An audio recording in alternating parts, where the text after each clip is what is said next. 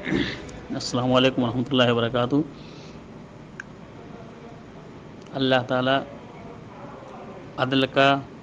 بھلائی کا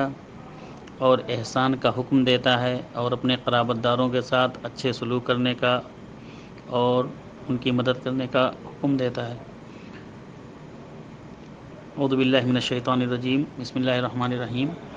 ان اللہ یأمر بالعدل والإحسان وإیتاء ذی القربى وینہی عن الفحشاء والمنکر والبغی یعظکم لعلکم تذکرون۔ یہ سورہ نحل کی آیت نمبر 90 ہے، اور یہ وہ سورت ہے جس کو آپ ہر جمعہ میں خطیب سے سنتے ہوں گے۔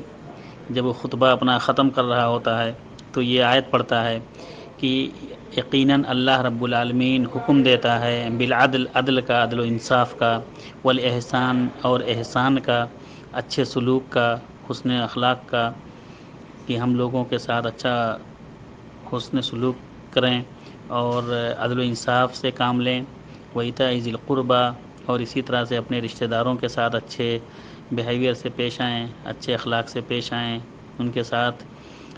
حسن معاملہ کر رکھیں،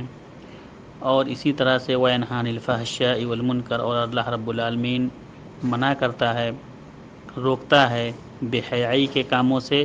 والمنکر، اور منکر کاموں سے، برائی کے کاموں سے، والبغی، اور اسی طرح سے ظلم و زیادتی کے کاموں سے اللہ رب العالمین روکتا ہے۔ یعظکم لعلکم تذکرون،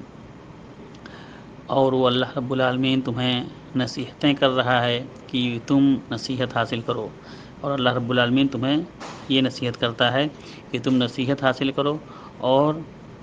اللہ رب العالمین کے فرامین کو بجا لاؤ، اور اللہ رب العالمین کے نواہی جس سے منع کیا ہے اللہ رب العالمین اس سے رک جاؤ۔ السلام علیکم ورحمۃ اللہ وبرکاتہ۔